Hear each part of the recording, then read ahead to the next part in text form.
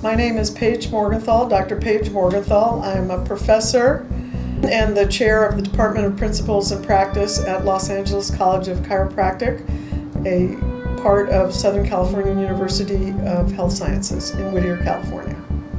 What do you teach in terms of techniques here, and did you use some specific criteria to determine we're going to teach this technique instead of this one? We don't teach any named techniques here.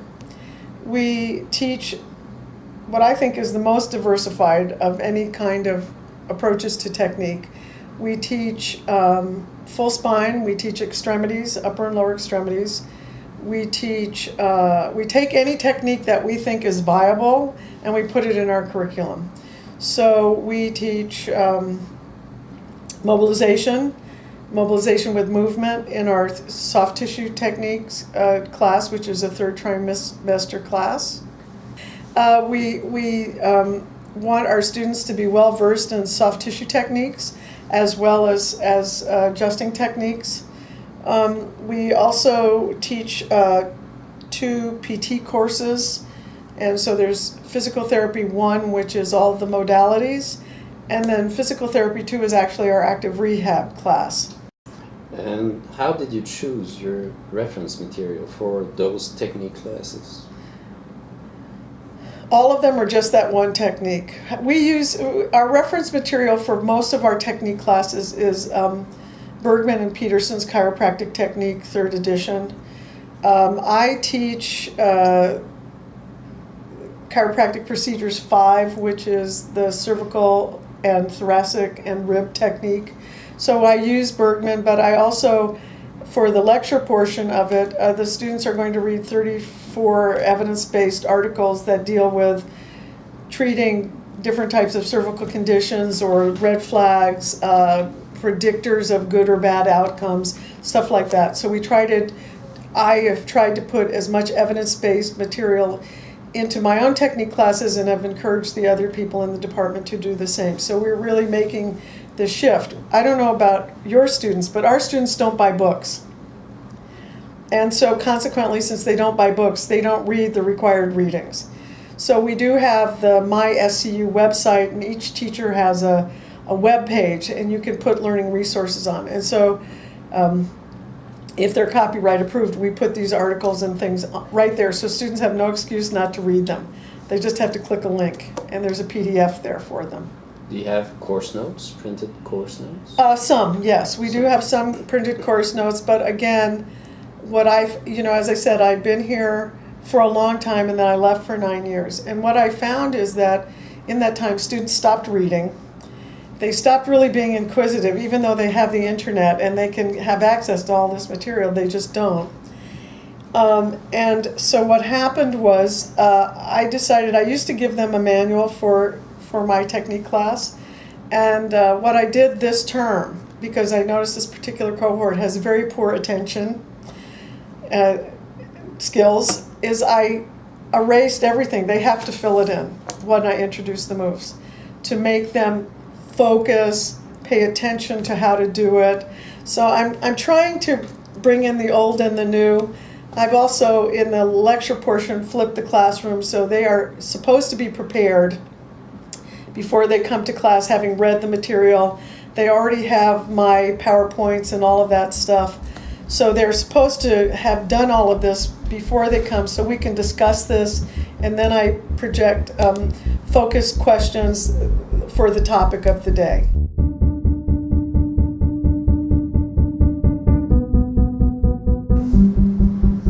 What are your teaching strategies to improve the neuromotor skills of your students? Do you use mannequins? Do you practice thrusts in the air, or?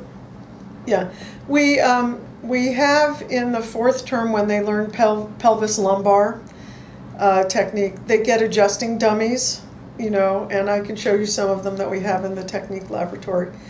And they practice their thrusts on them as well. I do a lot of motor programming with drills like mini lunges and drops. I used to do a thing years ago called Chiro Aerobics, where I would put all these things together, these fundamental skills, so students could do them hundreds of times and sort of get the pattern down. And I don't do it to music anymore now because my musical taste and my students is very different. But I still do the same thing. And so I'll say, okay, do this, now do it 100 times and then you can stop. And we're starting to do other stuff now. Just this term, we're starting to have them, they bring their iPads and their phones all the time to school.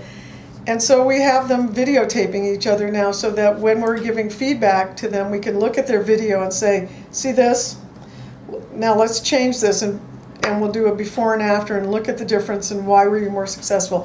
So we're starting to bring that into it because the technology is there and we're just trying to use it now.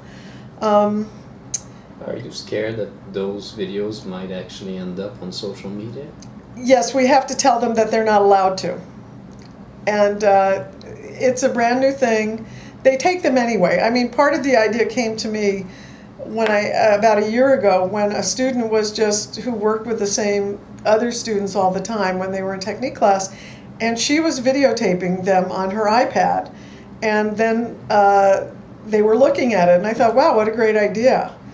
So, I am a little bit concerned when I've said to them, it would be a HIPAA and a FERPA violation if you post this on social media. This is just for private consumption for you to learn.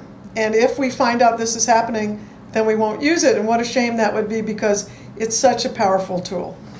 So yes, we are concerned and we'll see. I don't know about your students, but ours don't always do what they're supposed to do, They don't think the rules apply exactly to them, so we'll see. But I want to try to use newer technologies to help them learn. And one of the things we did do is in some of their curriculum reshuffling, when they created the selectives, they took some time away from the technique courses and the diagnostic skills courses and the orthoneuro courses. And so we've put some back in, but I really feel that students need to put a lot of time on task and they need to have whatever help they can and they just need to practice. And so I keep them moving in class. I don't let them, I present, they do it, they fiddle around, they say, gee, this is terrible, what's wrong? Then we do it again, and I just keep them moving so that they can't wander off and lose focus.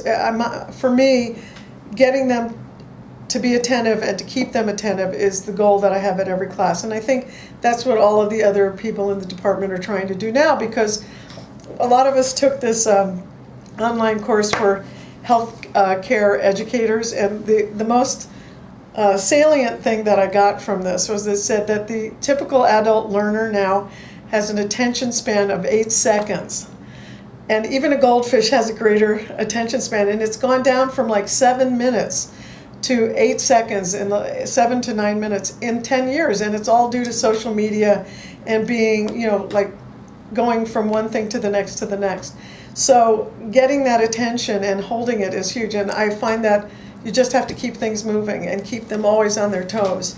When did you actually start adjusting for real other students, I guess?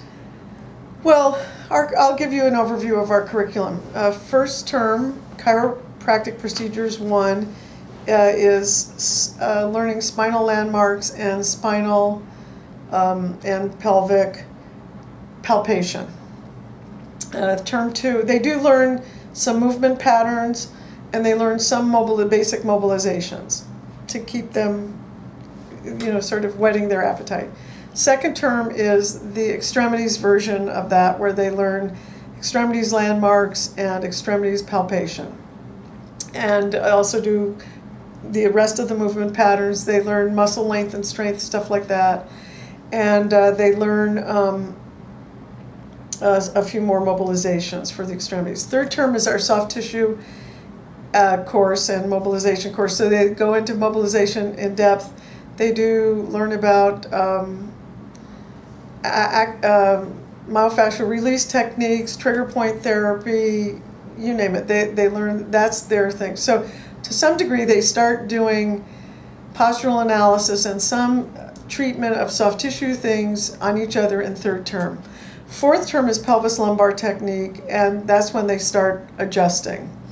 And fifth term is cervical, thoracic, and ribs technique, and sixth term is extremities and spinal review. So the extremities is all new, and we review the spinal techniques. And then seventh term, they have an integrative course called Clinically Applied Manual Procedures, because that is the term they start in the student clinic.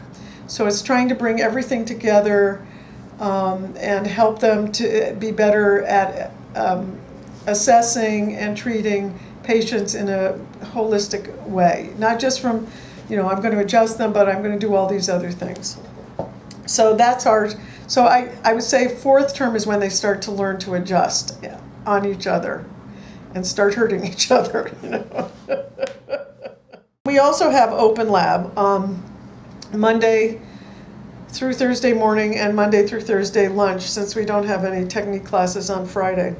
And so students can come in. There is a faculty member there and also student tutors to help them practice what they're learning in class. And they can, if they're in fourth term or fifth term or sixth term, whatever, they can adjust each other then, as long as they're supervised. They can't do it without a licensed practitioner present.